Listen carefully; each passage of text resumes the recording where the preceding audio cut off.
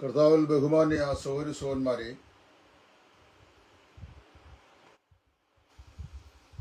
നിങ്ങൾക്ക് ഏവർക്കും ക്രിസ്തുയേശുവിൽ എൻ്റെ സ്നേഹ വന്ദനങ്ങളെ വീണ്ടും അറിയിക്കുന്നു. ഇന്ന് വിചിത്ര വ്യാഖ്യാനങ്ങൾ എന്ന ശീർഷകത്തിൽ ഒരു ചെറിയ മെസ്സേജ് പറയാനാണ് ദൈവസ്ഥനിൽ ആഗ്രഹിക്കുന്നത്. വിചിത്ര വിശേഷങ്ങൾ എന്ന് പറയുമ്പോൾ ഒരുപക്ഷെങ്കിൽ ഞങ്ങളുടെ ആരുടെയും ഇടയിൽ വിചിത്ര വിശേഷങ്ങളായ വ്യാഖ്യാനങ്ങളില്ലല്ലോ. പിന്നെ എന്താണ് പറയാൻ ഉദ്ദേശിക്കുന്നത് എന്ന് ചില ആളുകൾ സന്ദേഹപ്പെടാൻ സാധ്യതയുണ്ട്. ഇന്ന് പകലിൽ ഞാനൊരു ഇംഗ്ലീഷ് ആർട്ടിക്കിൾ എഴുതിയിരുന്നു. എന്നാൽ ഇംഗ്ലീഷ് ആർട്ടിക്കിൾ വായിച്ച് മനസ്സിലാക്കുന്ന ആളുകൾ എൻ്റെ അനുവാചികളിൽ വളരെ കുറച്ച് മാത്രമേ ഉള്ളെന്ന് ആ ആർട്ടിക്കിളിനോടുള്ള പ്രതികരണം കൊണ്ട് എനിക്ക് മനസ്സിലാക്കാൻ സാധിക്കുന്നുണ്ട്. അതുകൊണ്ട് തന്നെ ഞാൻ ഈ വിഷയം സംബന്ധിച്ച് മലയാളത്തിൽ ഒരു മെസ്സേജ് പറയണം എന്ന് എനിക്ക് തോന്നി. ഇതാരെയും വിമർശിക്കാനോ ഇകഴ്ത്തി കാണിക്കാനോ പ്രതികാര ബുദ്ധിയോടുകൂടിയോ ഉള്ളതല്ല, മറിച്ച് ദൈവവചനത്തെ സംബന്ധിച്ച്, ദൈവവചനത്തിന്റെ സത്യസന്ധതയെ സംബന്ധിച്ച് വ്യക്തമായ നിലയിൽ ഒരു ശുശ്രൂഷ ചെയ്യണം എന്നുള്ളത് കൊണ്ട് ഞാൻ ഈ വിഷയം പറയാനാണ് ഇപ്പോൾ ആഗ്രഹിക്കുന്നത്. അപ്പോൾ അതുകൊണ്ട് ഈ വിഷയത്തെ സംബന്ധിച്ച് മുൻവിധി കൂടാതെ നിങ്ങൾ ഈ വിഷയം മനസ്സിലാക്കണം എന്ന് ദൈവസഭയിൽ ഞാൻ ആഗ്രഹിക്കുകയാണ്. മുൻവിധി കൂടാതെ മനസ്സിലാക്കണം എന്ന് പറഞ്ഞാലും ചില ആളുകൾ മുൻവിധിയോടുകൂടെ അതിനെ ശ്രദ്ധിക്കാൻ സാധ്യതയുണ്ട്. അതുകൊണ്ട് ആ കാര്യത്തെ സംബന്ധിച്ച് ഞാൻ ഇപ്പോൾ അല്പം സംസാരിക്കാൻ ആഗ്രഹിക്കുകയാണ്. വിശുദ്ധ വേദപുസ്തകത്തിന്റെ വ്യാഖ്യാന ശാസ്ത്ര ശാഖത്തെ ഹെർമനോട്ടിക്സ് എന്ന പേരിലാണ് അറിയപ്പെടുന്നത്. ബൈബിൾ കോളേജുകളിൽ ദൈവവചനം പഠിച്ചിട്ടുള്ള എല്ലാ ആളുകൾക്കും ഹെർമനോട്ടിക്സ് എന്ന് പറഞ്ഞാൽ എന്താണെന്ന് വളരെ വ്യക്തമായി അറിയാം എന്ന് ഞാൻ മനസ്സിലാക്കുന്നു. വേദപുസ്തകത്തിന്റെ അക്ഷരീയമായ വ്യാഖ്യാന ശാഖയെ സംബന്ധിച്ചുള്ള പഠനശാഖയാണ് ഹെർമനോട്ടിക്സ് എന്ന് പറയുന്നത്. അപ്പോൾ വാസ്തവത്തില് ഈ ഹെർമനോട്ടിക്സിൽ വേദപുസ്തകം എങ്ങനെയാണ് വ്യാഖ്യാനിക്കേണ്ടത്? എല്ലാവരും ബൈബിൾ കോളേജിൽ പോയി പഠിച്ചവരാണോ എന്ന് ചോദിച്ചാൽ അല്ല. ഇനിയും ബൈബിൾ കോളേജിലൊന്നും പഠിക്കേണ്ട ആവശ്യം സുവിശേഷവേലയ്ക്കില്ല എന്ന് പറയുന്ന ആളുകളും ധാരാളമുണ്ട്. ബൈബിൾ കോളേജിൽ പഠിച്ചിട്ടുള്ള ആളുകളെ പരിഹസിക്കുന്ന ആളുകളുണ്ട്. ഇപ്പൊ എന്നെയൊക്കെ പരിഹസിക്കുന്ന ആൾക്കാർ, അതായത് അയാൾ വലിയ പുള്ളിയാണെന്നാണ് ചിന്താഗതി, എന്തൊക്കെയോ അറിയാവുന്ന ഭാവമാണ്. 2009 ഞാൻ ഈ ഫേസ്ബുക്ക് മീഡിയയിൽ വന്നു കഴിഞ്ഞപ്പോൾ സോഷ്യൽ മീഡിയയുടെ മാക്സിമം ഉപയോഗിക്കാൻ കഴിയുന്നത് ഞാൻ സുവിശേഷവേലയ്ക്ക് ഉപയോഗിച്ചിട്ടുണ്ട്. അന്ന് തന്നെ നിരന്തരമായി വിമർശിച്ചിടുന്ന ഒരു കൂട്ടം ആൾക്കാരുണ്ട്. ഇയാൾ എപ്പോഴും ഇങ്ങനെ ഫേസ്ബുക്കിൽ ഇരിക്കുകയാണ്, ഇയാൾക്ക് വെളിയിൽ പോയി വല്ല പ്രവർത്തനം ചെയ്യരുതോ, വല്ല പരസ്യയോഗങ്ങൾ ചെയ്യരുതോ, കവലകൾ പ്രസംഗിക്കരുതോ, പിന്നെ അങ്ങനെയുള്ള സോഷ്യൽ ചെയ്യണ്ടോ, എപ്പോഴും ഇങ്ങനെ ഫേസ്ബുക്കിൽ ഇരിക്കുകയാണ്. ഇത് കഴിഞ്ഞപ്പോൾ അത് ധാരാളമായി ചെയ്തു. ഞാൻ അധികം മൈൻഡ് ചെയ്തില്ല, ഒരുപാട് ത്യാഗമൊക്കെ സഹിച്ചു. ഇപ്പൊ കഴിഞ്ഞ 1-2 വർഷങ്ങളായി വിശ്രമരഹിതമായി കവലകൾ പ്രസംഗിക്കുന്നുണ്ട്. അപ്പോൾ എനിക്കൊരു പേര് കിട്ടി, കവല പ്രസംഗം, തെരുവ് പ്രസംഗം എന്ന് തന്നെ നിരന്തരം വിളിച്ച് ആക്ഷേപിക്കുന്ന ചില ആളുകളുണ്ട്. അതുപോട്ടെ, എന്ന് മാത്രമല്ല, ഈ തെരുവ് പ്രസംഗം എന്ന് പറയുന്നത് അത് വെറും പ്രയോജനമില്ലാത്തതാണെന്നും പേരും പ്രശസ്തിയും ഉണ്ടാക്കാൻ വേണ്ടിയാണെന്നും കൺവെൻഷൻ പ്രസംഗിക്കാൻ കിട്ടാത്തതുകൊണ്ട് പ്രസംഗിക്കുകയാണെന്നും അല്ലെങ്കിൽ തെരുവിൽ പോവുകയിലായിരുന്നും ഒക്കെയുള്ള വിമർശനങ്ങളായി. നയാ പൈസയുടെ ചെലവ് ഈ പറയുന്ന ആൾക്കാർക്ക് ആർക്കെങ്കിലും ഉണ്ടോ എന്ന് എനിക്കറിയാൻ പോയി. ഞാൻ അതൊന്നും ഇപ്പോൾ ശ്രദ്ധിക്കുന്നില്ല, കാര്യം അങ്ങനെ എന്തെല്ലാം പറയുന്നു, അതല്ല എന്റെ വിഷയം. അപ്പോൾ ഒരിക്കൽ ഞാൻ ഫേസ്ബുക്കിൽ തന്നെ ഇരിക്കുകയാണെന്ന് പറഞ്ഞവരെല്ലാം ഇന്ന് 24 മണിക്കൂറും ഫേസ്ബുക്കിൽ ഇരിക്കുകയാണ്. വാട്സാപ്പ് തുറക്കാൻ വയ്യ, കാര്യം അതിനകത്ത് ഇങ്ങനെ ശരവർഷമില്ലാതെ അങ്ങ് പഠനമാണ്. എനിക്ക് ഈ നാളിൽ എന്റെ കണ്ടെത്തലുകള് നമ്മളിങ്ങനെ തലമുടി ആരെ ഇഴ കയറി ഒരുപാട് പഠിപ്പിച്ചതാണ് പ്രശ്നം എനിക്ക് തോന്നി. കാരണം അറിയാം, ഇങ്ങനെയുള്ള ഈ ശരവർഷമില്ലാത്ത പഠിപ്പിക്കലല്ല, നമ്മുടെ പഠിപ്പിക്കലുകൾക്കനുസരിച്ചുള്ള മാതൃകയുള്ള ജീവിതമാണ് നമുക്ക് ആവശ്യം. പ്രാദേശിക സ്ഥലസഭകൾക്ക് പലതും മാതൃകയില്ലാത്തവരാണ് ഇതിൽ പഠനം നടത്തുന്നത്. മുൻകാല ജീവിതങ്ങളിൽ മ്ലേച്ഛമായ ജീവിതം നയിച്ചിട്ടുള്ള ആളുകളും ഇന്നും ദേശത്ത് വേണ്ടത്ര സാക്ഷ്യമില്ലാത്ത ആളുകളാണ് പല സ്ഥലങ്ങളിലും സഭ ഭരിക്കുന്നത്. അതുകൊണ്ട് ഞാൻ സഭയ്ക്കകത്ത് ഒരു കാര്യങ്ങളും ഇപ്പോൾ ചെയ്യാറില്ല. പുറത്ത് ദൈവം ഏൽപ്പിച്ച് ശുശ്രൂഷ ചെയ്യുന്നു. എന്റെ വിഷയത്തിലേക്ക് വരട്ടെ. ബൈബിൾ വ്യാഖ്യാന ശാസ്ത്രത്തിന് രണ്ട് സുപ്രധാന ശാഖകളാണുള്ളത്. ഒന്ന് എക്സിജീസിസ്, മറ്റേത് ഐസിജീസിസ്.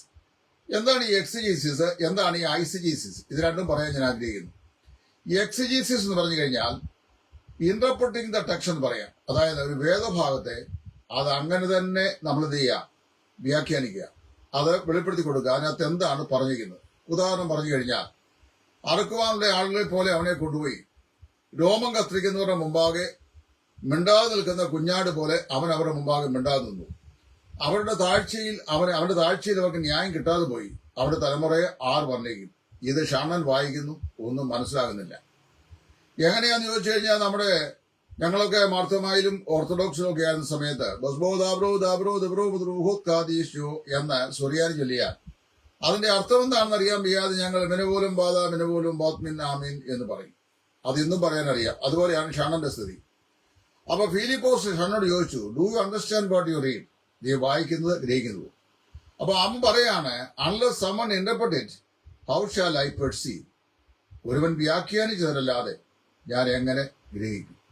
ഈ തിരുവഴുത്തുകളെ ആധാരമാക്കി ഫിലിപ്പോസ് ഷണ്ണനോട് അത് കർത്താവായ യേശു ക്രിസ്തുവിനെയും അവന്റെ കർഷാനുഭവത്തെയും കുറിച്ചാണ് പറയുന്നത് എന്ന് വെളിപ്പെടുത്തി കൊടുത്തു. അവന് കാര്യം മനസ്സിലായി. അവൻ രക്ഷിക്കപ്പെട്ടു. അവൻ സ്നാനപ്പെട്ടു. അവൻ അങ്ങനെ തിരിച്ച് അവന്റെ ദേശമായ ആഫ്രിക്കയിലേക്ക് പോയി. ഇത് ലിറ്ററൽ എക്സിജീസിന്റെ ഒരു ഉദാഹരണമാണ്. ഇനിയും ഐസിജീസിസ് എന്ന് പറഞ്ഞാൽ എന്താണ്? അപ്പൊ എക്സിജീസിസ് ബ്രിങ്ങിങ് ദ ടെക്സ്റ്റ് ഔട്ട്, അതായത് ടെക്സ്റ്റിൽ എന്തുണ്ട് അത് പുറത്തോട്ട് കൊണ്ടുവരിക, അതാണ് എക്സിജീസിസ്. അത് യെശയ്യാ 53 ഇപ്പൊ ഞാൻ പറഞ്ഞ ഉദാഹരണം, ധാരാളം ഉദാഹരണം പറയാനുണ്ട്. അല്ലെങ്കിൽ സമയം പരിമിതമാക്കേണ്ടതുകൊണ്ട് അത്രയും സമയമില്ല.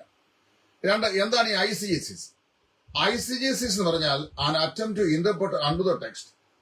ദൈവവചന ഭാഗത്തോട് നമ്മുടെ അസംഷൻസ്, അനുമാനങ്ങൾ, നിഗമനങ്ങൾ, സ്പെക്കുലേഷൻസ്, നിരൂപണങ്ങൾ ഇതെല്ലാം അങ്ങോട്ട് കൊടുത്തിട്ട് ഇങ്ങനെയാണ് ഇതിന്റെ ആത്മീയാർത്ഥം എന്ന് പറഞ്ഞ് വ്യാഖ്യാനിക്കുന്ന രീതിയാണ് ഈ എക്സിജീസിസ്, ഐസിജീസിസ് എന്ന് പറയുന്നത്.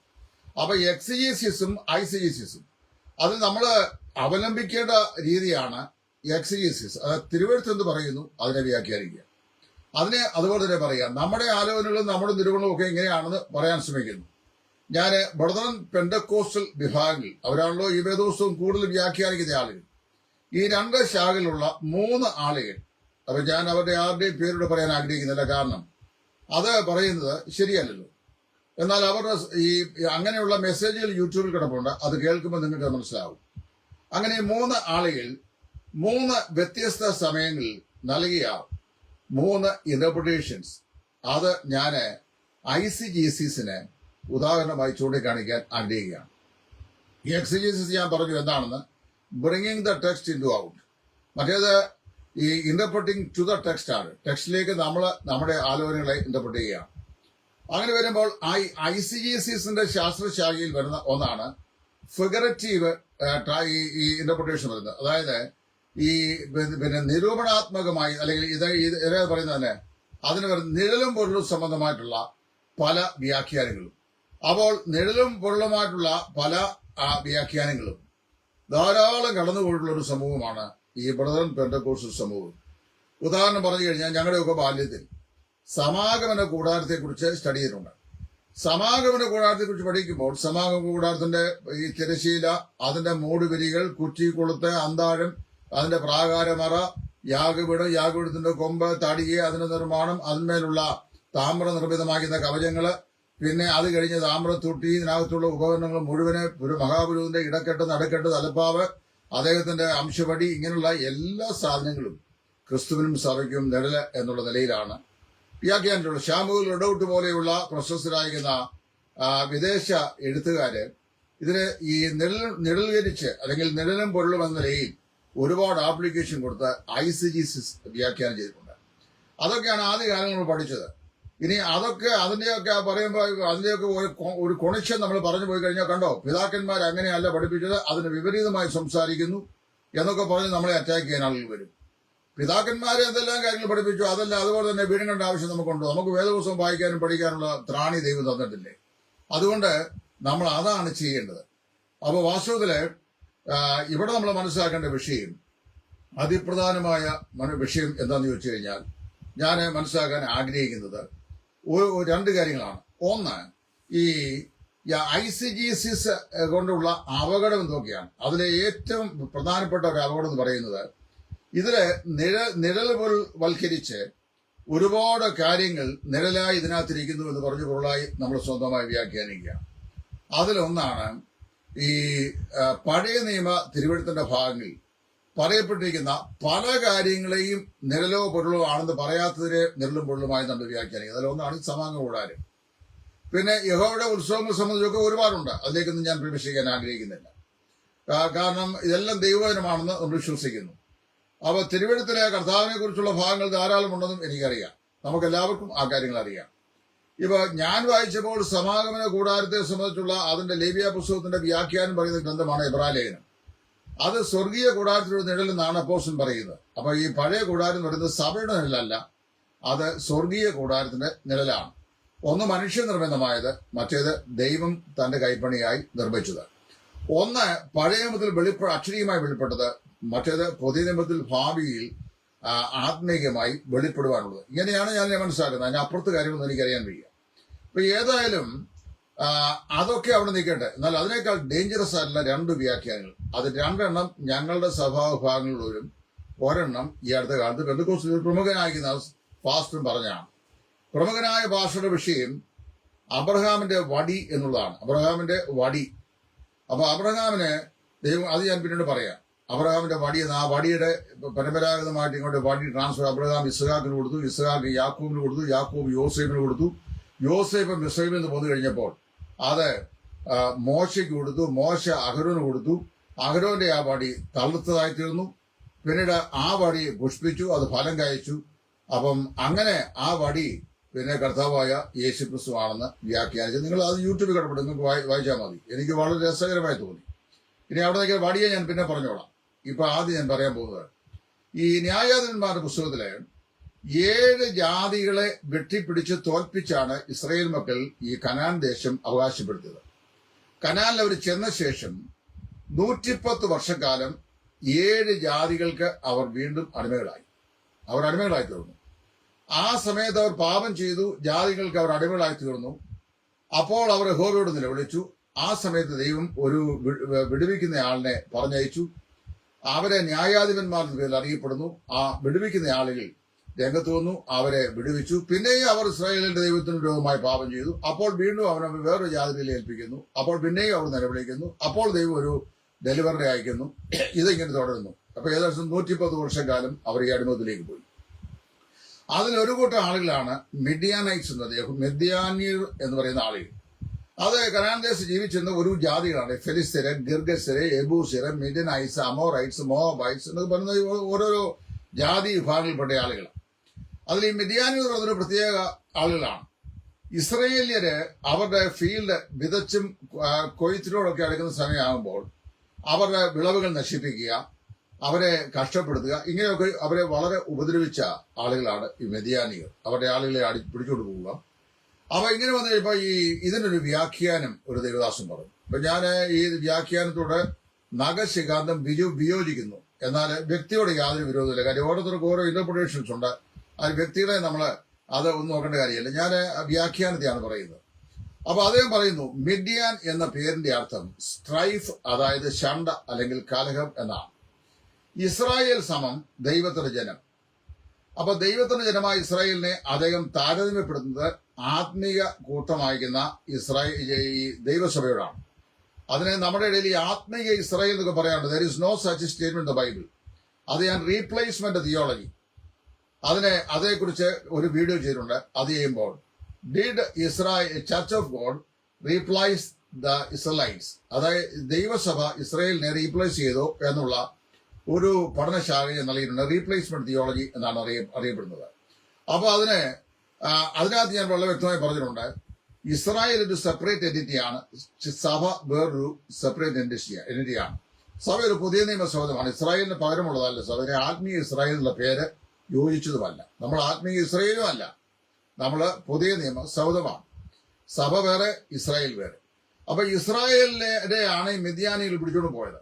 മിദ്യാൻ സമം ഷണ്ട ഈ ദൈവസഭയിൽ വരുമ്പോൾ, അപ്പൊ ഇസ്രായേലിനെ സഭയായി ചിത്രീകരിച്ചപ്പോൾ സഭയിൽ വരുമ്പോൾ ഈ മിദ്യാൻ ഇസ്രായേലിലേക്ക് വരുത്തിയ ദോഷങ്ങൾ 3 ഒന്ന്, അവർ അവരുടെ ആടുമാടുകളെയും, അതായത് ആടുകളെയും കാളകളെയും കഴുതകളെയും പിടിച്ചുകൊണ്ട് പോയി. ഇസ്രായേലിയുടെ ആടുകള്, അതുപോലെ തന്നെ കാളകള്, കഴുതകൾ ഇവയെ പിടിച്ചുകൊണ്ട് പോയി. ഈ വ്യാഖ്യാനം പോകുന്നത് ഇങ്ങനെയാണ്: സഭയിൽ ഷണ്ട ഉണ്ടാകുമ്പോൾ ഭിന്നതയ്ക്ക് അത് കാരണമായി സഹോദരന്മാരെ, നിങ്ങളുടെ ഇടയിൽ ഷണ്ടയും കലഹവും എവിടെ നിന്ന് യാക്കോബ് ചോദിക്കുന്നു. അപ്പൊ ഷണ്ടയും കലഹവുമായി മിദ്യാൻ സഭയിൽ ഉണ്ടായി കഴിയുമ്പോൾ സഭയ്ക്കുണ്ടാകുന്ന ത്രിവിധ നഷ്ടങ്ങളെ കുറിച്ചാണ് അദ്ദേഹം പറയുന്നത്. ഒന്ന്, സഭയിലെ ആടുകൾ അവരെ ഈ മിദ്യാൻ ഷണ്ട പിടിച്ചോണ്ട് പോകുന്നു. 2, കാളകളെ പിടിച്ചോണ്ട് പോകുന്നു. 3, കഴുതകളെ പിടിച്ചോണ്ട് പോകുന്നു. ഇപ്പൊ മിദ്യാൻ ഇസ്രായേലിലേക്ക് വരുത്തിയ 3 ദോഷങ്ങൾ: ഒന്ന്, കാള, ആട്, കഴുത ഇവ അവയെ അപഹരിച്ചുകൊണ്ട് പോയി. ഇപ്പൊ വ്യാഖ്യാനം ഇങ്ങനെയാണ് പോകുന്നത്: സഭയിൽ ഷണ്ടയുണ്ടാകുമ്പോൾ ഷണ്ട ഭിന്നതയ്ക്ക് കാരണമായി തരികയും ആടുകൾ നഷ്ടമാകുകയും സുവിശേഷകന്മാർ നഷ്ടമാകുകയും മൂപ്പന്മാർ നഷ്ടമാകുകയും ചെയ്യുന്നു. അതിനകത്ത് പറയുന്ന വ്യാഖ്യാനം, ആട് എന്ന് പറയുന്നത് വിശ്വാസികളുടെ പ്രതിനിധികളാണ്. വേദപുസ്തകം ശരിയാണ്. യോഹന്നാൻ 10 യേശു പറയുന്നു, എന്റെ ആടുകൾ എന്റെ ശബ്ദം കേൾക്കുന്നു, അവ എന്നെ അനുഗമിക്കുന്നു, ഞാൻ അവയെ പേർ ചൊല്ലി വിളിക്കുന്നു. അപ്പോ ഇത് കർത്താവ് പറഞ്ഞിട്ടുണ്ട്, നിങ്ങൾ എല്ലാവരും എന്റെ ആടുകളാകുന്നു കർത്താവ് പറഞ്ഞിട്ടുണ്ട്. വിശ്വാസികളെ ആടിനോട് ഉപമിച്ച് ബൈബിൾ പറഞ്ഞിട്ടുണ്ട്. അപ്പൊ യഹോവ എന്റെ ഇടയനാകുന്നു. അപ്പൊ ദൈവ ഇടയൻ എന്ന നിലയിൽ നാം അവന്റെ ആടുകളാണ്, അവർ മേച്ചിൽപ്പെടുത്ത ആടുകളാണ്. There is no doubt for it. അപ്പൊ ആടുകൾ വിശ്വാസികളാണ്. ഓക്സൻ, അതായത് കാള എന്ന് പറയുന്നത് നിലവിടുവാനും ഭാരം ചുമക്കുവാനും ഉപയോഗിക്കുന്ന ഒരു ജീവിയാണ്. അപ്പൊ സുവിശേഷകൻ, അദ്ദേഹത്തെ ഈ കാള എന്ന് പറയുന്നത് സുവിശേഷകനാണ് എന്നാണ് വ്യാഖ്യാനം. സുവിശേഷകന്മാർ ഒരുപാട് ബേർഡൻ ചുമക്കുന്ന ആളുകളാണ്. അതിലൊക്കെ എനിക്ക് ഒരുപാട് അഭിപ്രായ വ്യത്യാസമുണ്ട്.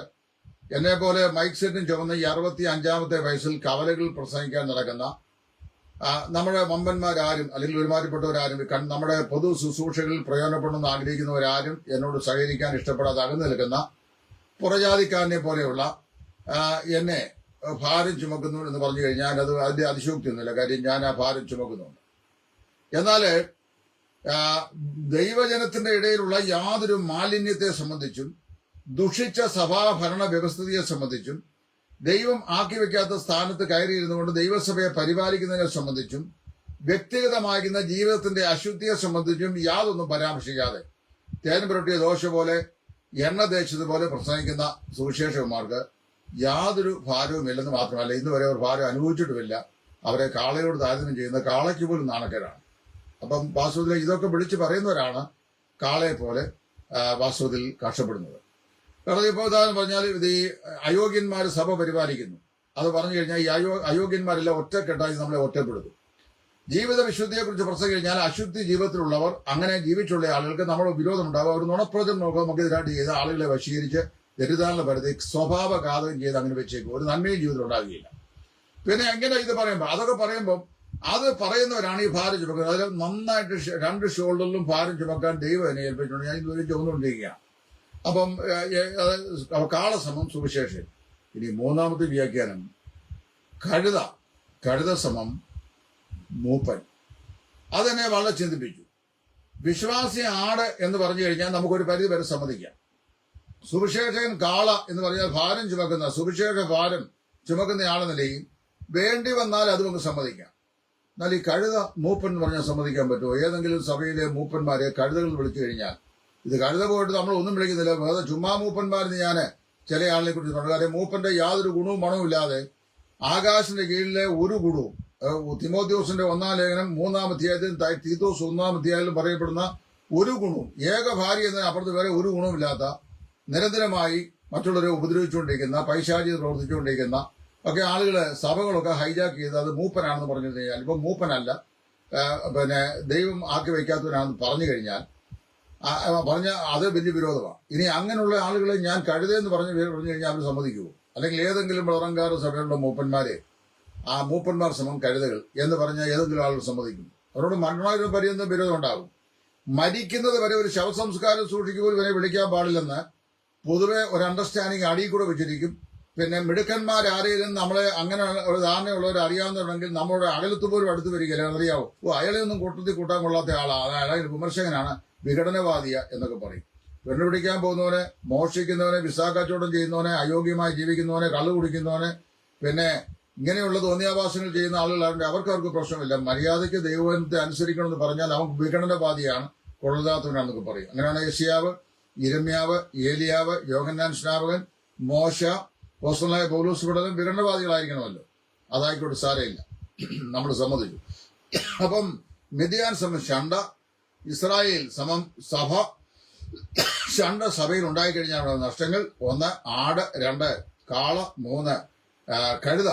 അതായത് വിശ്വാസികൾ, സുവിശേഷകന്മാർ, മൂപ്പന്മാർ, ഇവയെ സഭയ്ക്ക് നഷ്ടമാകുന്നു. നല്ല വ്യാഖ്യാനമാണ്. ഇതിന്റെ ബാക്കി എങ്ങനെയുണ്ടെന്ന് നിങ്ങൾ തന്നെ ചിന്തിച്ചോളൂ, ഞാനൊന്നും പറയാൻ പോകുന്നു. ഇനി രണ്ടാമത്തെ വ്യാഖ്യാനം, ഞാനിത് ഒരിക്കലും മെസ്സേജിനകത്ത് പറഞ്ഞാണ്. ഇത് പറയുമ്പോൾ എന്നോട് വിളിച്ച് പറഞ്ഞു, ബ്രദറെ, ഞാൻ ആരെ ഉന്നമിച്ച് വരെ ഒരു മെസ്സേജ് കേട്ടാൽ ഞാൻ അനലൈസ് ചെയ്യുന്നത്ര മാത്രമേ ഉള്ളൂ. അതാര് പറഞ്ഞു? ഞാൻ പറയുന്നതിന് ഇപ്പോൾ ഒരാളെടുത്ത് ഇപ്പൊ ആൻസന്മാരെ അവനോട് ശ്രദ്ധിക്കുന്നുണ്ട്. മിക്കവാറും ഒക്കെ ഞാൻ പറയുന്ന ആൽബസ്റ്റാനും ഒക്കെ തെറ്റാന്നൊക്കെ അദ്ദേഹം പറയാറുണ്ട്. എനിക്ക് അതിന് വിരോധമൊന്നുമില്ല. കാര്യം അദ്ദേഹം പറയട്ടെ. നമ്മൾ പറയുന്ന കാര്യങ്ങൾ വേറെ ആള് അത് എടുത്ത് സംസാരിക്കുന്നെങ്കിൽ കേൾവിക്കാർ ഡിസൈഡ് ചെയ്യട്ടെ whether which is true or not എന്നുള്ളത്. അതുകൊണ്ട് എനിക്കൊരു സന്തോഷമേ ഉള്ളൂ. അപ്പോ അവിടെ പറഞ്ഞതിനറിയാമോ, യാക്കോബിന്റെ ഭാര്യയായിരുന്ന റാഹേൽ മച്ചിയായിരുന്നു. ആ റാഹേൽ മച്ചിയായിരുന്നുകൊണ്ട് അവൾക്ക് മക്കളുണ്ടായിരുന്നില്ല. അപ്പൊ അവളുടെ ദാസിമാർ ലേയ അവളെ പലപ്പോഴും കളിയാക്കുകയൊക്കെ ചെയ്തു. അത് അവൾക്ക് വലിയ മനോവിഷമായി. അങ്ങനെ ഇരിക്കുമ്പോൾ ഈ ലിയായുടെ മകൻ രൂപേൻ വയലുകൾ ചെന്നിട്ട് ദൂതായിപ്പഴം എന്നൊരു സാധനം, മാൻഡേക്ക് എന്നാണ് അതിന്റെ ഇംഗ്ലീഷ് നെയിം, ഇത് പിറക്കിക്കൊണ്ട് വന്നു. അതില് ചിലത് എനിക്ക് തരാമോ എന്ന് റാഹേൽ ചോദിച്ചു. അപ്പൊ ഈ ലിയ പറയാണ്, കഴിഞ്ഞ രാത്രിയിൽ നീ എന്റെ ഭർത്താവിനെ അപഹരിച്ചത് കൂടാതെ ഇപ്പോൾ എന്റെ മകൻ കൊണ്ടുവന്ന ദൂതായിപ്പഴം കൊണ്ട് നിനക്ക് വേണം എന്ന് ചോദിച്ചു. എന്ന് പറഞ്ഞാൽ കഴിഞ്ഞ രാത്രിയില് ഇവർ രണ്ടുപേരും ഭാര്യമാരാണല്ലോ. കഴിഞ്ഞ രാത്രിയിൽ യാക്കോബ് റാഹേലിലൂടെയാണ് ഉറങ്ങിയത്. അപ്പൊ ഇവള് പറയാ, കഴിഞ്ഞ രാത്രി നീ എന്റെ ഭർത്താവിനെ അപഹരിച്ചു, നിനക്കത് പോരാ, ഇപ്പൊ എന്റെ മകൻ കൊണ്ടുവന്ന് ദൂതായിപ്പഴം വേണം. അപ്പൊ അവള് പറഞ്ഞു, എനിക്ക് അതിൽ ചിലത് തരുമോ എന്ന് പിന്നെയും ചോദിച്ചു. അപ്പോ ഒരു വ്യാഖ്യാത പറഞ്ഞത്, Rachel was not satisfied for having Jacob in the night passed with her, but she wanted the mandrake, the Christ. ഇത് യൂട്യൂബിൽ കിടപ്പുണ്ട് ഈ മെസ്സേജ്. ഞാന് കള്ളം പറയുന്നതാണെങ്കിൽ നിങ്ങൾ കരുതി നോക്കിയാൽ മതി. ഞങ്ങളുടെ ഒരു പ്രസിദ്ധമായ കൺവെൻഷന് ഒരു സുവിശേഷ വിലക്കാരൻ പ്രസംഗിച്ചാണ്. ഞാൻ പിന്നീട് ഒരിക്കൽ അദ്ദേഹത്തെ കണ്ടു കഴിഞ്ഞപ്പോൾ ഇതിന്റെ ഫോൾട്ട് എന്താണെന്ന് ഞാൻ പറഞ്ഞു കൊടുത്തു. പക്ഷെ അവരൊക്കെ ഈ 6-7 കൊല്ലം ബൈബിൾ കോളേജിൽ പഠിച്ച് ജീവിതത്തിൽ പട്ടിണി കിടന്ന് വയറെല്ലാം ഒട്ടിപ്പോയി, പിന്നെ കൊളൈറ്റീസും ഒക്കെ പിടിച്ച് ഇരിക്കുന്ന നമ്മളെക്കാളൊക്കെ വളരെ ദൈവം നന്നായി പഠിക്കുന്ന ആളുകളായതുകൊണ്ട് നമുക്ക് ആരോടും അങ്ങനെ ഇന്നത്തെ കാലത്ത് കറക്ഷൻ പറ്റില്ല. ദൈവസ്നേഹത്തിൽ ഞാൻ പറഞ്ഞു, this is not the way of interpreting the scripture എന്ന് ഞാൻ പറഞ്ഞു. അത് സ്വീകരിക്കട്ടെ, ഇല്ലെങ്കിൽ ഇല്ലാതിരിക്കട്ടെ. അപ്പൊ അദ്ദേഹം പറഞ്ഞത്, ഈ റാഹേല് യാക്കോബിനെ തലേ രാത്രിയിൽ അവളുടെ ഭർത്താവായി അവളോടുകൂടെ സഹവസിക്കുവാൻ ആ രാത്രി ലഭിച്ചതിൽ അവൾ തൃപ്തിയായിരുന്നില്ല. അവളുടെ സാറ്റിസ്ഫാക്ഷൻ എങ്ങനെയാണ് ലഭിക്കുന്നത്? She wanted mandrake the Christ. ക്രിസ്തുവാകുന്ന മാൻഡ്രേക്കിനെ കിട്ടിയാൽ മാത്രമേ അവൾ സംതൃപ്തയാകുമായിരുന്നുള്ളൂ എന്നാണ് വ്യാഖ്യാനിച്ചത്. അപ്പൊ ഈ മാൻഡ്രേക്കിൽ ക്രിസ്തു. അപ്പൊ ഇത് കേട്ടപ്പോ എനിക്ക് വളരെ അതിശയോക്തി തോന്നി, അല്പം അസ്വസ്ഥതയും തോന്നി. അസ്വസ്ഥത തോന്നിയത് ദൈവവചനം പഠിക്കുന്ന ഒരു വിദ്യാർത്ഥി നിലയിലാണ്. അപ്പോൾ ഞാൻ എന്ത് ചെയ്തു അറിയാമോ, ഈ മാൻഡ്രേക്ക് എന്താണെന്ന് സ്റ്റഡി ചെയ്യാൻ ശ്രമിച്ചു. അപ്പോൾ അങ്ങനെ ഈ മാൻഡ്രേക്കിനെ കുറിച്ച് സ്റ്റഡി ചെയ്തപ്പോൾ മരുഭൂമിയിലെ മലർവാടി എന്ന പേരിൽ ഒരു നല്ല പുസ്തകം പത്തനംതിട്ട, അതിന്റെ ഹെഡിങ് അങ്ങനെ എനിക്ക് തോന്നുന്നു, എൻ്റെ ഇരിപ്പുണ്ട് ആ പുസ്തകം. മരുഭൂമിയിലെ മലർവാടി എന്നാണോ എന്നെനിക്ക് തോന്നുന്നു. ഇനി കറക്ഷൻ ഉണ്ടെങ്കിൽ ക്ഷമിക്കുക. പത്തനംതിട്ട കാതലിക് കോളേജിലെ ബോട്ടണി ഡിപ്പാർട്ട്മെന്റ് ഹെഡായിരുന്ന ഡോക്ടർ ഡീഹാനും അദ്ദേഹത്തിന്റെ മകൻ മാത്യു ഡീഹാനും ഇവരെ ബൈബിളിൽ പരാമർശിക്കുന്ന സസ്യങ്ങൾ, ഹെർബ്സിനെ സംബന്ധിച്ച് പലസ്തീൻ, ഇസ്രായേൽ രാജ്യങ്ങളിൽ പോയി കുറെ നാളുകൾ, നീണ്ട നാളുകൾ അവിടെ താമസിച്ച് ബൈബിൾ പരാമർശിക്കുന്ന എല്ലാ സസ്യങ്ങളെയും വൃക്ഷങ്ങളെയും കുറിച്ച് ശാസ്ത്രീയമായി പഠിച്ചിട്ട് അവരെഴുതിയ മനോഹരമായ ഒരു പുസ്തകമാണിത്. ആ പുസ്തകത്തിന്റെ ഒരു കോപ്പി ഞാൻ വാങ്ങി. ആ കോപ്പി വാങ്ങിയത് മാത്രമല്ല, ബൈബിൾ ഡിക്ഷണറി ഞാൻ എടുത്തു. പല ഡിക്ഷണറി എൻ്റെ ലൈബ്രറിയിലുണ്ട്. ഇപ്പോഴത്തെ ലേറ്റസ്റ്റ് ഡിക്ഷണറി വരെ ഉണ്ട്. അത് ഞാൻ പരിശോധിച്ച് നോക്കട്ടെ. What is Mandrake? What kind of fruit is this? What is it's medicinal value? അല്ലെ അതിന്റെ പ്രശസ്തി എന്താണ്? ഇതൊക്കെ ഞാൻ ഒന്ന് വായിച്ചു നോക്കി. വായന എനിക്ക് ഇഷ്ടമായിട്ട് വായിച്ചു നോക്കിയാണ്. അപ്പൊ ഈ ഡോക്ടർ ഡിഹാനും മാത്യു ഡിഹാനും കൂടെ ജോയിൻലി എഴുതിയിരിക്കുന്ന ഈ പുസ്തകം ചരിത്രത്തിൽ ലഭിക്കാവുന്ന ഏറ്റവും മനോഹരമായ പുസ്തകമാണ്. They have touched every trees and plants and herbs which are mentioned in the Bible. Bible പറയപ്പെടുന്ന എല്ലാ വൃക്ഷങ്ങളെയും സസ്യങ്ങളെയും ചെറിയ ചെടികളെയും സംബന്ധിച്ച് അവർ ശാസ്ത്രീയമായി അതേക്കുറിച്ച് എഴുതിയിട്ടുണ്ട്. അതിലോരോന്നിന്റെയും മെഡിസിനൽ വാല്യൂ ഒക്കെ എഴുതിയിട്ടുണ്ട്, അവൈലബിലിറ്റി എഴുതിയിട്ടുണ്ട്. അപ്പൊ ആദ്യം ഞാൻ പഠിച്ചപ്പോൾ മാൻഡ്രേക്കിനെ കുറിച്ച് പഠിച്ചു. മാൻഡ്രേക്ക് എന്നറിയാവും, അത് ദൂതായി പഴം എന്നുള്ള സാധനമാണ് മാൻഡ്രേക്ക്. അവർ പറയുന്നത് ഇസ്രായേലിലെ പാടശേഖരങ്ങൾ, നമ്മുടെ ഇവിടുത്തെ നെൽപ്പാടശേഖരങ്ങൾ പോലെ പാടശേഖരങ്ങളിൽ ഈ നമ്മുടെ നാട്ടിലെ പണ്ട് ഈ മലയോര പ്രദേശങ്ങളിൽ ആടിനെ തീറ്റാൻ പോകും ഈ കണ്ടത്തിന്റെ വരമ്പുകളിൽ കലതി എന്ന് പറഞ്ഞ ഒരു വയലറ്റ് പൂവ് ഉണ്ടാകുന്ന ഒരു ചെടിയാണ്. ഇപ്പൊ അത് നമ്മുടെ ഇവിടുത്തെ ഈ പൂന്തോപ്പിലൊക്കെ വലിയ വിൽപ്പനയ്ക്കായി വെച്ചിട്ടുണ്ട്. വലിയ വിലയാ. കലേഡിയ അതിന്റെ വർഗത്തിൽപ്പെട്ടാന്ന് തോന്നുന്നു. അപ്പൊ ഈ കലേഡിയ വർഗത്തിൽപ്പെട്ട ഈ കലതി ചെടിയില് പോലെടുത്ത് വയൽവരമ്പുകളിൽ പടർന്നു കിടക്കുന്ന ഒരു വള്ളിച്ചെടിയാണ് ഈ ദൂതായി എന്ന് പറയുന്നത്. ഇത് പൂക്കുന്ന സമയം, അതായത് ഏപ്രിൽ മെയ് മാസങ്ങളിലാണ് ഇത് പൂക്കുന്നത്. ഇത് പൂക്കുമ്പോൾ ഒരു വശീകരണ സ്മെല്ല്, അതായത് ഒരു വശ്യ നറുമണം ഇതിനുണ്ട്. അപ്പൊ ഇതില് ഇപ്പൊ തന്നെ ഈ കന്മദം എന്ന് പറയുന്ന ഒരു വൃക്ഷം കൊടുത്ത് വരുന്നത് എനിക്കറിയാൻ വയ്യ. അത് പൂക്കുന്ന സമയത്താണ് ആ ആനയ്ക്ക് ഇണ ചേരാനായിട്ടുള്ള താല്പര്യം ഉണ്ടാകുന്നതെന്ന് ഞാൻ പറഞ്ഞു കേട്ടിട്ടുണ്ട്. സത്യമാണെന്ന് എനിക്കറിയാൻ വയ്യ കേട്ടോ, ഞാൻ പറഞ്ഞു കേട്ടുള്ളതാണ്. അതുപോലെ തന്നെ ഈ കാട്ടിലെ നമ്മുടെ ഈ മുരിക്ക് പൂക്കുന്ന സമയത്ത് ആനകൾക്ക് ഇണചേരാനുള്ള ഒരു പ്രത്യേക അനുഭൂതി ഉണ്ടാകും എന്ന് പറഞ്ഞു കേട്ടിട്ടുണ്ട്. അത് ശാസ്ത്രീയമായ സത്യം നിങ്ങൾ ഇനിയും തെരഞ്ഞെടുത്ത് അത് കണ്ടെത്തേണ്ടതായിട്ടിരിക്കുന്നു. എനിക്ക് പറഞ്ഞു കേട്ടുള്ള അറിവേ ഉള്ളൂ, ഞാൻ അതിനെക്കുറിച്ച് നോക്കിയിട്ടില്ല. എന്നാൽ ഈ ദൂതായിയെ കുറിച്ച് പഠിച്ചപ്പോൾ ദൂതായിയുടെ ഫ്ലവറിന് ഒരു വശീകരണ മണമുണ്ട്. ഇതടിക്കുമ്പോൾ ഒരു എന്താ പറയുക, സെക്സ് അപ്പീൽ പോലുള്ള ഒരു സ്മെല്ലുണ്ടെന്നാണ് പറയപ്പെടുന്നത്. ഇതിന്റെ പഴത്തെ കുറിച്ച് പറയുന്നത് ഏതാണ്ട് തക്കാളി പഴത്തോട് സമാനമായ ഒരു പഴമാണ്. അപ്പം നമ്മുടെ ഇവിടുത്തെ ഈ ചൈനയിൽ ഉണ്ടാകുന്ന ഒരുതരം ഫ്രൂട്ട് തക്കാളി പോലെ ഇരിക്കുന്ന തക്കാളിയേക്കാൾ വലിപ്പമുള്ള ഒരു മഞ്ഞ നിറമുള്ള ഫ്രൂട്ട് ഈ ഗൾഫ് രാജ്യങ്ങളിൽ ഇപ്പൊ ഇവിടുത്തെ മാർക്കറ്റിൽ കിട്ടും. അതിന്റെ ടേസ്റ്റ് ഏതാണ്ട് ഓമപ്പഴത്തിന്റെ ടേസ്റ്റ് ആണ്. പക്ഷെ വേറെ എന്തോ സാരം മെഡിസിനൽ വാല്യൂ ഉണ്ടെന്നാണ് പറയുന്നത്. കിലോയ്ക്ക് 400 രൂപയാണ്. അപ്പോൾ ഇതുപോലൊരു പഴമാണ് ദൂതായിപ്പഴം. ഈ ദൂതായിപ്പഴത്തെ സംബന്ധിച്ച് ഒരു വിശ്വാസം ഉണ്ടായിരുന്നു ഇസ്രായേലിന്റെ. എന്ന് പറഞ്ഞാല് ഈ മക്കളില്ലാത്ത ആളുകൾ ഈ ദൂതായിപ്പഴം കഴിച്ചാൽ അവർക്ക് ഗർഭമുണ്ടാകും എന്നൊരു വിശ്വാസമുണ്ട്. അത് ഇതുവരെയും ശാസ്ത്രീയമായി തെളിയിക്കപ്പെട്ടതല്ല. എന്നാൽ അവരുടെ വിശ്വാസം അങ്ങനെ ആയിരുന്നു. ഇത് കഴിച്ചു കഴിഞ്ഞാൽ, അങ്ങനെ ചില ഹെർബൽ മെഡിസിൻസ് ഉണ്ടല്ലോ, കഴിച്ചു കഴിഞ്ഞാൽ ചില പ്രയോജനമൊക്കെ ഉണ്ടാവും. അപ്പൊ ഇതിങ്ങനെ കഴിച്ചു കഴിഞ്ഞാൽ അതിന് ഈ പ്രഗ്നൻസി ഉണ്ടാകാനുള്ള സാധ്യത വളരെ കൂടുതൽ ഉളവാക്കുന്ന ഒരു പഴമാണ്, മെഡിസിനൽ വാല്യൂ ഉള്ളതാണെന്ന് വിശ്വസിക്കുന്നു.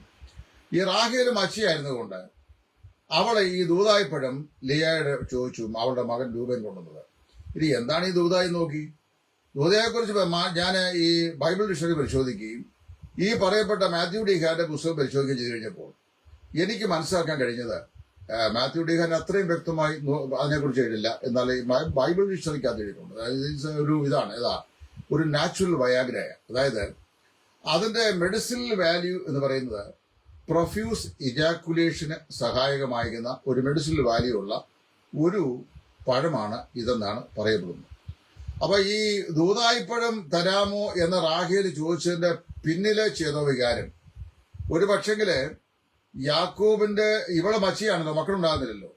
യാക്കോബ് ഇത് കഴിച്ചാൽ ഒരു പക്ഷെങ്കിൽ അവര് പ്രൊഫ്യൂസ് ആയിട്ടുള്ള ഇജാക്കുലേഷൻ ഉണ്ടാവുകയും അവൾ ആഗ്രഹിക്കുന്നതിൽ അവൾ ഗർഭധാരണിയായി മക്കളെ പ്രസവിക്കുകയും ചെയ്യും എന്നുള്ള അവളുടെ വിശ്വാസമായിരിക്കണം ഈ ദൂതായിപ്പഴം. അല്ലെ അവിടെ വേറെ എന്തെല്ലാം പഴങ്ങളുണ്ട്, മാതള നാരകവും അത്തിയും ഒക്കെ സമൃദ്ധിയായി കിട്ടുന്ന സ്ഥലത്ത് പിന്നെ ദൂതായിക്ക് വേണ്ടി ഇവള് ഇങ്ങനെ ബെഗിയേണ്ട ആവശ്യമുണ്ട്. അപ്പൊ അവൾ വളരെ അപേക്ഷ കഴിക്കണം. ഇതായിരിക്കണം അതിന്റെ കാരണം എന്ന് ഞാൻ ചിന്തിക്കുന്നു. പക്ഷേ never dreamed in your mind of Christ. ക്രിസ്തുവിനെ ഒരിക്കൽ പോലും അവളുടെ മനസ്സിൽ അവള് ചിന്തിച്ചിട്ടില്ല, തോന്നിച്ചിട്ടില്ല. അപ്പൊ ഞാൻ ഇതിനെക്കുറിച്ച് വായിച്ചു കഴിഞ്ഞപ്പോൾ mandrake is a kind of fruit which are available in the land of Israel, especially in their paddy field. അവരുടെ ഗോതമ്പിന്റെയോ അല്ലെങ്കിൽ മറ്റു പാട്ടിയോ ഒക്കെ ഫീലുകൾ ഉണ്ടാകുന്ന സാധനമാണ്. The people had an impression within their mind that those who intake these fruits will have, especially the male beings, the profuse ejaculation which resulted in the pregnancy in their female beings എന്നാണ് ഇതിനകത്ത് എഴുതിയിരിക്കുന്നത്. അപ്പൊ ഞാൻ ഈ Rachel, she was not satisfied with for having Jacob in the night past with her, but she wanted mandrake the Christ, അതായത് ക്രിസ്തു എന്ന ഈ ദൂതായിപ്പഴുത്തിൽ യേശു ക്രിസ്തുവിനെ കണ്ടു. എനിക്കത് വളരെ, അപ്പൊ യേശു ക്രിസ്തുവിനെ ഒരുത്തനെ ആചരിച്ചു കഴിഞ്ഞാൽ ഉണ്ടാകുന്നത് എങ്ങനെയാണോ എന്ന ഒരു ചിന്ത എന്റെ മനസ്സുണ്ടായി. വളരെ ഡേഞ്ചറസ് ആയിട്ടുള്ള ഒരു വ്യാഖ്യാനമാണ്. അപ്പൊ ഇത് രണ്ടാമത്തെ വ്യാഖ്യാനം. അപ്പൊ ഇതിനകത്ത് എത്രമാത്രം ബൈബിളുമായിട്ട് ഇതിനെ ബന്ധമുണ്ടെന്നുള്ളത് നിങ്ങളൊന്ന് ചിന്തിച്ച് നോക്കിക്കോളൂ. ഇത് കേട്ടിരിക്കുന്നവർക്ക് ഭയങ്കര രസം. ഈ വ്യാഖ്യാനം കേട്ടിട്ട് ചില ആളുകൾ അഭിപ്രായപ്പെട്ടത് ക്രിസ്തു തത്വശാസ്ത്രത്തിന്റെ പസഫിക് സമുദ്രത്തിന്റെ അന്തർഭാഗത്തോട് നമ്മളെ കൊണ്ടുപോയ അനുഭൂതി എന്നാണ് പറയുന്നത്. ഈ ദൂതായി പാഠത്തിനകത്ത് യേശു ക്രിസ്തുവിനെ ഈ 65 വയസ്സുള്ള മനുഷ്യൻ എനിക്ക് ഇതുവരെയും കാണാൻ കഴിഞ്ഞു. 45 കൊല്ലമായി ഞാൻ ഈ സുവിശേഷം പ്രസംഗിക്കുകയും വചനം പഠിച്ചുകൊണ്ടിരിക്കുകയും ചെയ്യുക. ഇത് രണ്ടെണ്ണം. ഇനി അടുത്ത കഴിഞ്ഞ ഇത് രണ്ടും ഞങ്ങളുടെ ഇടയിലുള്ള ആളുകൾ പറഞ്ഞ വ്യാഖ്യാനമാണ്. ഇതിനെ എക്സജീസിസ് എന്നേ പറയാറുള്ളത്. Where interpreting to the word of God. വേദപുസ്തകത്തോട് വേറെ യാതൊരു ബന്ധവുമില്ലാത്ത വേദഭാഗങ്ങളോട് തങ്ങളുടെ ആശയങ്ങളെ അങ്ങോട്ട് കോർത്തിണക്കി അതിനെ വ്യാഖ്യാനിച്ച ആളുകളെ ആത്മിക അനുഭൂതിയുടെ മാസ്മരികതയിലാക്കുക. ഏതോ വൻ കാര്യങ്ങൾ ഇവർ സംസാരിച്ചതായിട്ട് ആളുകൾക്ക് തോന്നും. അടുത്തത് നമ്മുടെ ഒരു പ്രശ്നത്തിനായിരിക്കുന്ന പാസ്റ്റർ പറഞ്ഞാണ്. ആ പാസ്റ്റർ പറഞ്ഞ വ്യാഖ്യാനമാണ് വളരെ രസകരമായിരിക്കുന്നത്. എന്താണെന്നറിയാമോ? അദ്ദേഹത്തിന്റെ പേര് ഞാനങ്ങ് മറന്നുപോയി. പ്രശസ്തനായ ഒരു പാസ്റ്റർ നമ്മുടെ ഒരു പെന്തക്കോസ്ത് സഭയിലെ. അപ്പൊ അദ്ദേഹം പറയാണ്, അഹരോന്റെ വടി എന്നുള്ളതാണ്. ആ വടിയാണ് വിഷയം. ആ വടി, ഇങ്ങനെ വടി ദൈവം അബ്രഹാമിന് കൊടുത്തിരുന്നു. അബ്രഹാം മെസോപ്പൊട്ടേമിയയിലെ കൽദയുടെ ഊരിൽ നിന്ന് ഇറങ്ങി പുറപ്പെടുമ്പോൾ അബ്രഹാമിനോട് ദൈവം പ്രത്യേകം കണക്കൊക്കെ പറഞ്ഞു. അതിന്റെ 6 മുഴമോ 8 അടിയോ നീളമുള്ള ഒരു ബദാം വൃക്ഷം എടുത്ത് അതിന്റെ തൊലി ഉരിച്ച് അതിൽ അബ്രഹാമിന്റെ പേരുമൊക്കെ എഴുതി ഒരു വടി. ആ വടി പിന്നീട് അബ്രഹാം തന്റെ മകനായ ഇസ്ഹാക്കിന് കൊടുത്തു. ഇസ്ഹാക്ക് തന്റെ മകനായ യാക്കൂബിന് കൊടുത്തു. യാക്കൂബ് ആ വടി തന്റെ യോസേഫിന് കൊടുത്തു. യോസേഫ് മിസ്രൈമിലായിരുന്നു. പിന്നീട് യോസേഫിൽ നിന്ന് ആ വടി മോശയ്ക്ക് കിട്ടി. ആ വടിയാണ് പിന്നെ മോശ ചെങ്കടലിന് മീതെ നീട്ടിയത്. അത് കഴിഞ്ഞ് മരുഭൂമിയിൽ വന്നു കഴിഞ്ഞപ്പോൾ സമാഗമന കൂടാരം ഉണ്ടാക്കി കഴിഞ്ഞപ്പോൾ മോശ ഈ വടി അഹരോന് കൊടുത്തു. ആ അഹരോന്റെ വടി പിന്നീട് അത് തളർത്ത് പുഷ്പിച്ചു. അത് ബദാം പുഷ്പവും കായും ഒക്കെ ഉണ്ടായി.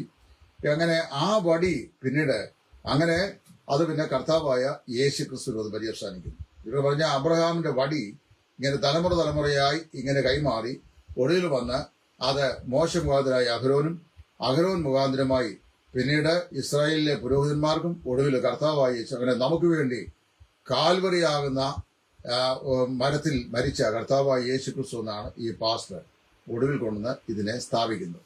അപ്പൊ എനിക്ക് വാസ്തവത്തിൽ വേറെ അതിശയം തോന്നി. ഇങ്ങനെ വടിയെ സംബന്ധിച്ച് ഞാൻ ഇതുവരെ വായിച്ചത് ഉൽപ്പത്തി പുസ്തകം 12-ാം അധ്യായത്തിൽ തേജോമയനായ ദൈവം മെസോപ്പൊട്ടേമിയയിലെ കൽദയുടെ ഊരിൽ വെച്ച് അബ്രഹാമിന് പ്രത്യക്ഷനായി അവനെ കാണിപ്പാൻ ദിവസത്തേക്ക് യാത്ര ചെയ്യാൻ വിളിച്ചപ്പോൾ അവൻ പുറപ്പെട്ടു പോകുന്നുള്ളത് ശരിയാണ്. ദൈവത്തെ നോക്കി വടിയുടെ കാര്യത്തെക്കുറിച്ചൊന്നും അവിടെ നമ്മൾ വായിക്കുന്നില്ല. അവിടുന്ന് താൻ ഏലോൻ മോരോ ദേശം വരികയും ദേശത്ത് നെടുകയും കുറയുമായി കൂടാരം ഉണ്ടാക്കി അവിടെ താമസിക്കുകയും അത് കഴിഞ്ഞ് ദേശത്ത് ക്ഷാമം ഉണ്ടാകുകയും മിസ്രൈമിലേക്ക് പോകുമ്പോൾ വടി കൊണ്ട് പോയതായിട്ട് രേഖപ്പെടുത്തിയിട്ടില്ല. തന്റെ മകനായ ഇസ്ഹാക്കിന് അതേ ഒരു വടി കൊടുത്തതായിട്ടോ ഇസ്ഹാക്ക് യാക്കൂബിന് വടി കൈമാറിയതായിട്ടോ യാക്കോബ് യോസേഫിന് വടി കൊടുത്തതായിട്ടോ പിന്നെ അവിടുന്ന് പിന്നെ ഇങ്ങോട്ട് വരുമ്പോൾ യോസേഫ് അത് മോശയെ ഏൽപ്പിച്ചതായിട്ടോ പിന്നെ മോശ അഹരോന് കൊടുത്തതായിട്ടോ അഹരോന് പിന്നെ തലമുറകൾക്ക് കൈമാറിയതായിട്ടോ ആ വടിയിൽ പിന്നെ കർത്താവായ യേശു ക്രൂശിന്മേൽ മരിക്കുവാൻ കാരണമായി തീർന്നതായിട്ടോ ഒന്നും വേദപുസ്തകത്തിൽ ഇന്ന് വരെ ഞാൻ വായിച്ചിട്ടില്ല. നിങ്ങൾ ആരെങ്കിലും വായിച്ചിട്ടുണ്ടെങ്കിൽ കാണിച്ചു തന്നാൽ എനിക്ക് അംഗീകരിക്കുന്നതിന് യാതൊരു പ്രയാസവും ഇല്ല. ഇതെല്ലാം കേട്ട് ഹല്ലേലൂയ സ്തോത്രം പറയുന്ന കുറെ വിശ്വാസികൾ. അപ്പൊ എനിക്കൊരു യാഥാർത്ഥ്യം മനസ്സിലായി. മനുഷ്യന് കർണരസമാകുമാർ സംസാരിക്കുകയും അവന്റെ വൈകാരിക മണ്ഡലത്തിലെ പിന്നെ കണക്കിലധികം സ്വാധീനം ചെലുത്തത്തക്ക നിലയിലുള്ള വൈകാരികമാതയോടുകൂടിയ വ്യാഖ്യാന രീതി പറയുകയും ചെയ്താൽ നല്ല ബെസ്റ്റ് പ്രസംഗമായതെന്ന് ആളുകൾ സ്റ്റാമ്പ് ചെയ്യും. അല്ലാത്തൊരു ചെയ്യുകയില്ല. ഇത് വളരെ ഡേഞ്ചറസ് ആയിട്ടുള്ളൊരു അപ്രോച്ചാണ്. ദൈവത്തിന്റെ വചനം എന്ന് പറയും. ഞാനൊരിക്കല് 1982 കോളേജിൽ പഠിക്കുന്ന സമയത്ത് കണ്ണൂര് ഒരു ദൈവദാസനോട് താമസിച്ച അവധിക്കാലം ശുശ്രൂഷിക്കുമായിരുന്നു. അവിടെ വെച്ച് ന്യൂലി വിശ്വാസത്തിലേക്ക് വന്ന ഒരു ചെറുപ്പക്കാരൻ അതേ എഴുന്നേറ്റ് എന്നൊരു തോട്ട്സ് പറഞ്ഞു. ഞങ്ങൾ രാവിലത്തെ ബൈബിൾ ഡിവോഷൻ അദ്ദേഹം പറഞ്ഞ തോട്ട്സ് ഇങ്ങനെയാണ്: ആറാമത്തെ ദൂതൻ തന്റെ കലശം സമുദ്രത്തിൽ ഒഴിച്ചു. ആറാമത്തെ ദൂതൻ തന്റെ കലശം സമുദ്രത്തിൽ ഒഴിച്ചു. 2 തിമോത്തി 4:6 അപ്പോസ്തലനായ പൗലോസ് പറയുന്നു, ഞാൻ ഇപ്പോൾ തന്നെ പാനീയയാഗമായി ഒഴിക്കപ്പെടുന്നു. എന്നിട്ട് അദ്ദേഹം പറഞ്ഞ എന്റെ അഭിപ്രായത്തിൽ ഈ 2 ഒഴിക്കലും ഒന്ന് തന്നെയാണ്. ഏതാ? അപ്പോസ്തലനായ പൗലോസ് തന്റെ ജീവനെ പാനീയ യാഗമായി ദൈവസ്ഥൻ ഒഴിച്ച 2 തിമോത്തി 4:6 ആറാമത്തെ ദൂതൻ തന്റെ കലശം സമുദ്രത്തിൽ ഒഴിച്ചതും ഇദ്ദേഹത്തിന്റെ അഭിപ്രായത്തിൽ രണ്ടും ഒരേ ഒഴിക്കൽ തന്നെയാണ്. കേട്ട ചെല്ലു സ്വതം പറഞ്ഞു, ചെല്ല അങ്ങോട്ടും ഇങ്ങോട്ടും നോക്കി. ഇങ്ങനെ ചില ആളുകളുടെ വേദപുസ്തക വ്യാഖ്യാനം. അപ്പൊ ഇത് കേൾക്കുമ്പോൾ ചില ചിന്തിക്കും, പിന്നെ ഇതേ ഒരു വലിയ വ്യാഖ്യാതാവും മറ്റുള്ളവരെല്ലാം മണ്ണന്മാരെന്നാ ഇയാൾ പറഞ്ഞുകൊണ്ടിരിക്കുന്നത്. അങ്ങനെയല്ല. ഞാൻ വ്യാഖ്യാന വിശുദ്ധ മണ്ഡലം പറഞ്ഞാൽ തെളിവോടുകൂടി നിങ്ങൾ എനിക്ക് ബോധ്യപ്പെടുത്തിയ അംഗീകരിക്കുന്നതിലേക്ക് യാതൊരു പ്രയാസവും ഞാനത് സ്വീകരിക്കല്ല. ഞാനൊരു വലിയ സൂപ്പർ ഇന്റലിജന്റ് ഇൻഫാലിബിലിറ്റി ഉള്ള ആളൊന്നുമല്ല. ഞാൻ പറയുന്ന കാര്യങ്ങളൊക്കെ തെറ്റുവരാം. അത് കറക്റ്റബിൾ ആണ്. I am correctable. എന്നെ ഒരാൾ കറക്റ്റ് ചെയ്യാൻ ശ്രമിച്ചു കഴിഞ്ഞാൽ, പക്ഷെ വേറെ കാര്യമുണ്ട്, കറപ്റ്റ് ചെയ്യാൻ ശ്രമിക്കാൻ സമ്മതിക്കാറില്ല. കറക്റ്റ് ചെയ്യാൻ ചെയ്താൽ തെളിവും വ്യക്തതയുണ്ടെങ്കിൽ അത് ഞാൻ ചെയ്യാറുണ്ട്. അപ്പൊ ഞാൻ ഈ പറഞ്ഞു വന്നത് ഇങ്ങനെയുള്ള എക്സിജീസിസ് മെത്തഡോളജിയിൽപ്പെട്ട വേദവ്യാഖ്യാനങ്ങളുടെ അപകടങ്ങളാണ്. ഇത് പലതും ആത്മീയവൽക്കരിക്കുകയാണ്. വേദപുസ്തകത്തിന്റെ ഏത് ഭാഗത്തെയും വായിച്ചിട്ട് അതിനെ ആത്മീയവൽക്കരിക്കുക. നമ്മുടെ ചിന്തകൾ, നിഗമനങ്ങൾ, നിരൂപണങ്ങൾ, ഭാവനകൾ ഇതൊക്കെ അതിലൂടെ അടിച്ചേൽപ്പിച്ചിട്ട് നമ്മൾ പറയുക ഇതിങ്ങനെയാണ്. മനസ്സിലായോ? അപ്പൊ അങ്ങനെ വരുമ്പോ നമ്മൾ വാസ്തവത്തില് എന്താണ് ഇതിൽ ഉദ്ദേശിക്കുന്നത്, അല്ല എങ്ങനെയാണ് വേദപുസ്തകം വ്യാഖ്യാനിക്കേണ്ടത്? വേദപുസ്തകത്തില് unless otherwise a particular passage of scripture implicates something that is very serious and hidden in meaning to be understood only by means of interpretation. We should never go for allegorical method. ചില കാര്യങ്ങൾ ആഴമായ എന്തോ ആത്മീയ സത്യങ്ങൾ അതിൽ ഉല്ലേഖനം ചെയ്യപ്പെട്ടിട്ടുണ്ട്, അത് വ്യക്തമായി നമുക്ക് ബോധ്യമല്ല എന്ന് വന്നാൽ അതിനെ ആത്മീയവൽക്കരിക്കാനുള്ള സാധന പാഠങ്ങളോടുകൂടിയ വേദപുസ്തകത്തിന്റെ സഹായമല്ലാതെ മറ്റു യാതൊരു നിലയിലും ആത്മീയ വ്യാഖ്യാനം പറയരുത്. ലെറ്ററൽ ഇന്റർപ്രിട്ടേഷൻ ആണ് ചെയ്യേണ്ടത്. ആ ലെറ്ററൽ ഇന്റർപ്രിട്ടേഷനാണ് ഞാൻ പറഞ്ഞത്. ഷണ്ണൻ ഫിലിപ്പോസ് ചോദിച്ചു ചോദ്യം, ഒരുവൻ പൊരുൾ തിരിച്ചു തരാഞ്ഞാൽ ഞാൻ എങ്ങനെ വിശ്വസിക്കും? അപ്പൊ അവൻ പൊരുൾ തിരിച്ചു കൊടുത്തു. ഇത് കർത്താവിനെ കുറിച്ചാണ്. അത് നമുക്ക് നന്നായി വ്യാഖ്യാനിക്കാൻ കഴിയും. വ്യാഖ്യാന പക്ഷം അങ്ങനെയാണ് ചെയ്യേണ്ടത്. മനുഷ്യനെ ഇക്ലിപ്പെടുത്തുന്ന മറ്റ് ഒരു മനുഷ്യനെ ഇന്നുവരെ കണ്ടെത്തിയിട്ടില്ലാത്ത, ഇപ്പൊ ഒരാളോട് പറഞ്ഞു, നിങ്ങളൊക്കെ പുസ്തകങ്ങൾ വായിച്ച് എഴുത്തുകളൊക്കെ വായിച്ചു നോക്കിയാ ഇതൊക്കെ പറയും, എല്ലാ ലൈവിൽ പറയുകയും ചെയ്യുന്നു. എന്നാലേ so and so is not like that. He receive the message directly from heaven and then present to the people. സ്വർഗത്തിൽ നിന്ന് നേരിട്ട് അദ്ദേഹം പ്രാപിച്ചിട്ടാണ് അങ്ങനെ പറയുന്നത്. അങ്ങനെ സ്വർഗത്തിൽ നിന്ന് യോഹന്നാൻ പത്മോസിലേക്ക് പ്രാപിക്കുന്ന മെസ്സേജ് ഉണ്ടോ? നമ്മൾ ദൈവവചനം വായിക്കുമ്പോൾ പരിശുദ്ധാത്മാവ് നമുക്ക് ആവശ്യമായ സ്വർഗീയ പ്രകാശം ഹൃദയം തരുന്നു.